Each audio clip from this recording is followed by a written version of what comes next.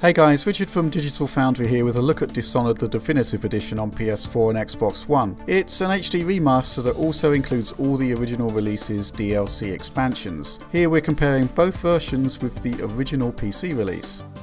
Coming up to its 3-year anniversary, it's fair to say that the look of the Unreal Engine 3 powered title hasn't aged particularly well when viewed through a full HD lens, though the gameplay still captivates. Both consoles hand in a native 1080p image, bringing with it a substantial boost in clarity and sharpness over the 720p last-gen releases.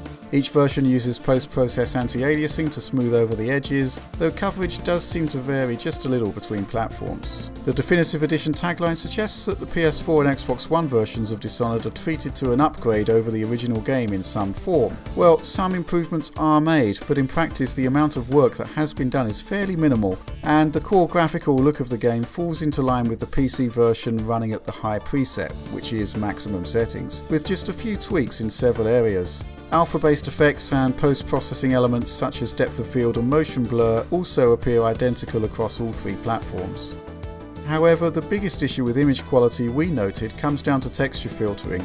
PS4 seems to operate with a trilinear implementation, visibly impacting texture quality on distant scenery and surfaces when viewed off-axis. By comparison, a high degree of anisotropic filtering is present on both PC and Xbox One, better preserving the quality of the artwork. So far we're par for the course for a straight-up PC port, though digging a little deeper reveals that some light work has been carried out in improving some elements of the presentation.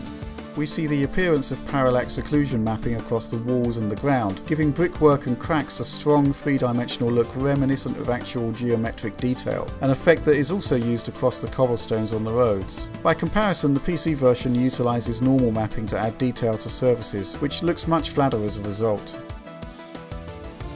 In other areas, the level of depth delivered to the environments in Dishonored is given a boost on consoles via the use of much stronger ambient occlusion that adds clear halos around areas of scenery where objects and geometry intersect. The effect is also present on PC, though it is very weak in comparison and is often barely noticeable, mainly adding depth in darker scenes as opposed to brighter daylight conditions.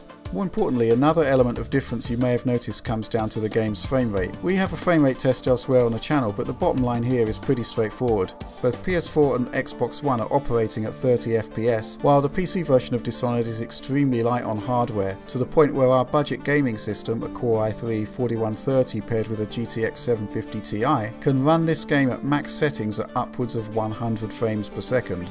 Yup, you heard that right, 100 FPS. Bearing in mind the 750 Ti's uncanny ability to match PlayStation 4 performance with a mild overclock in place, the idea that Bethesda would limit us to just 30 FPS here is rather bizarre, and we can't help but wish that the developers had focused on this instead.